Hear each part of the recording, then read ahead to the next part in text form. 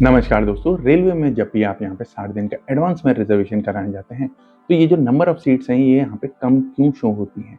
और जैसे ही यहाँ पे बुकिंग शुरू होती है, ये जो कन्फर्म सीट होती है, ये सारी की सारी गायब कैसे हो जाती हैं?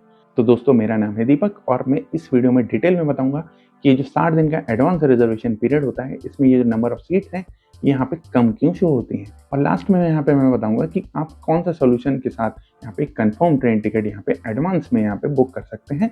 तो दोस्तों, रेलवे यहाँ पे क्या करता है, 2 तरीके से रिजर्वेशन करवाता है। एक होता है ऑफलाइन मोड और एक होता है ऑनलाइन मोड। ऑफलाइन मोड में आप यहाँ पे काउंटर ट्रेन टिकट यानी काउंटर पे जाके अपना जो रिजर्वेशन का ट्रेन टिकट है वो यहाँ पे ले सकते हैं। और दूसरा तरीका होता है ऑनलाइन ट्रेन टिकट। वो होता है आप IRCTC या फिर रेलवन ऐप से आप यहाँ पे कोई भी तरीके का रिजर्वेशन यहाँ पे करा सकते हैं।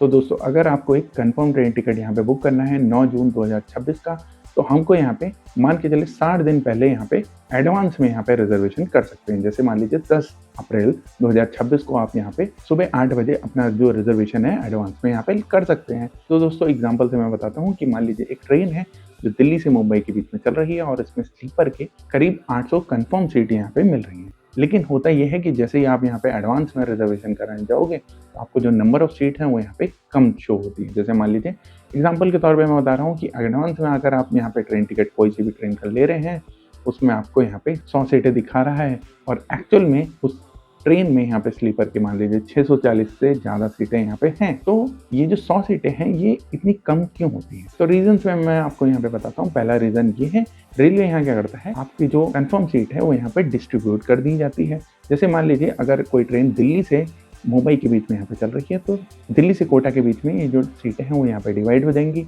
फिर कुछ सीटें यहाँ पे कोटा से वडोदरा तक के लिए यहाँ पे डिवाइड हो जाएंगी और वडोदरा से मुंबई तक के लिए भी कोई सीटें यहाँ पे डिवाइड हो जाएंगी। और सबसे ज़्यादा जो सीटें होती हैं वो होती हैं दिल्ली से मुंबई तक के लिए। एंड टू एंड जर्नी में सबसे ज़्यादा सीटें यहाँ पे होती हैं। दोस्तों, ये जो इंटरमीडिएट स्टेशन होते हैं, इसमें यहाँ पे सबसे ज़्यादा जो सीटों का बंटवारा हो जाता है, जिसकी वजह से जो नंबर ऑफ सीट हैं एडवांस में आपको यहाँ पे कम दिखती है। दूसरा रीज़न यहाँ पे आता है कि रेलवे यहाँ क्या करता है, तो आप यहाँ पे देखेंगे नंबर ऑफ कोटाज यहाँ पे खूब सारे शो होंगे। जैसे जनरल ट्रेन टिकट हो जाएगा, जिसमें आपको यहाँ पे जनरल कोटा में आपको यहाँ पे कंफर्म ट्रेन टिकट यहाँ पे शो होगा। इसके बाद यहाँ पे सेकंड नंबर में आप देखेंगे लेडीज़ कोटा आ जाएगा, डिफेंस आ जाएगा, तत्काल कोटा आ जाएगा, सीनियर सिटीजन कोटा आ जाएगा। ऐसे ही कई सारे यहाँ पे कोटाज आ जाते हैं। अब ये जो कोटाज होते हैं, इसमें सीटें जो होती हैं वो यहाँ पे डिवाइड हो जाती हैं।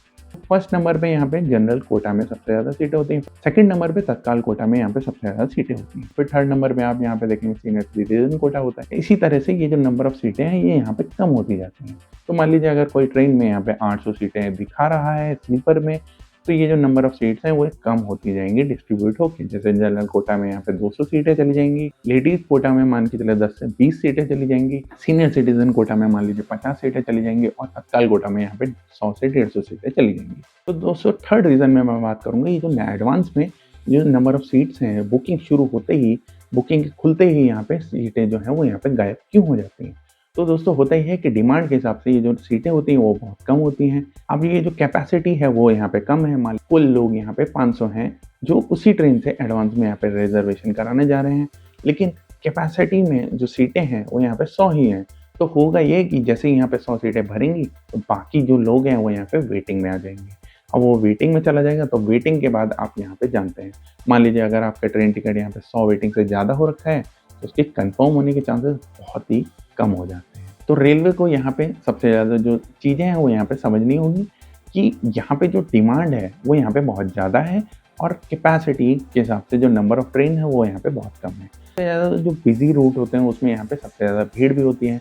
काफ़ी ट्रेनों में जो स्लीपर कोचेस होते हैं वो जनरल में बन जाते हैं और काफ़ी ट्रेनों में यहाँ पे बिना टिकट के भी काफ़ी लोग AC क्लास में यहाँ पे चढ़ जाते हैं। अब दोस्तों, हम यहाँ पे बात करते हैं ये जो एडवांस रिजर्वेशन में अगर आपको कोई ट्रेन टिकट यहाँ पे बुक करना है, पक्का यहाँ पे कन्फर्मली बुक करना है, तो मैं उसका यहाँ पे एक ढंग से यहाँ पे सॉल्यूशन बता देता हूँ। सॉल्यूशन नंबर 1 ये है कि अगर आपको एक एडवांस में रिजर्वेशन यहाँ पे करना है, तो उसके लिए आपके पास IRCTC की ID होनी चाहिए। वो जो ID है उसमें यहाँ पे आपका अकाउंट जो है वो आधार से ऑथेंटिकेट होना चाहिए।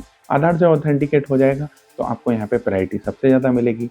फिर सेकंड सॉल्यूशन ये होना चाहिए कि आपके पास एक बढ़िया कनेक्शन होना चाहिए। अगर आपके पास एक हाई स्पीड वाला वाईफाई है। फिर इसके बाद यहाँ पे हम बात करते हैं कि आपको ये चीज़ मालूम होनी चाहिए कि आपकी जो प्रायोरिटी है वो एक ही ट्रेन नहीं होनी चाहिए।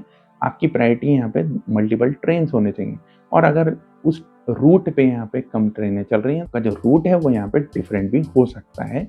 इस हिसाब से आपको ये चीज़ देखनी होगी। मान लीजिए अगर आपको मुंबई से पटना जाना है, तो आपको ये नहीं समझ में आ रहा है कि मुंबई से पटना की तो डायरेक्ट ट्रेन यहाँ पे मिल रही है। लेकिन काफ़ी लोग यहाँ पे क्या करते हैं, मुंबई से दिल्ली जाते हैं और दिल्ली से फिर पटना जाते हैं। तो यहाँ पे जो ट्रेनें हैं वो यहाँ पे डिफरेंट होती हैं। तो इस चीज़ को आप यहाँ पे ध्यान दें। तो दोस्तों अगर आपको ये जो एआरपी यानी एडवांस रिजर्वेशन पीरियड के बारे में कोई भी जानकारी पानी है तो उसके लिए नीचे कमेंट जरूर करें और कोई भी क्वेश्चन हो तो नीचे कमेंट करें। अगर आपको ये वीडियो अच्छा लगा है तो नीचे लाइक करें और इस वीडियो को शेयर करें और चैनल को सब्सक्राइब करें। Thank you.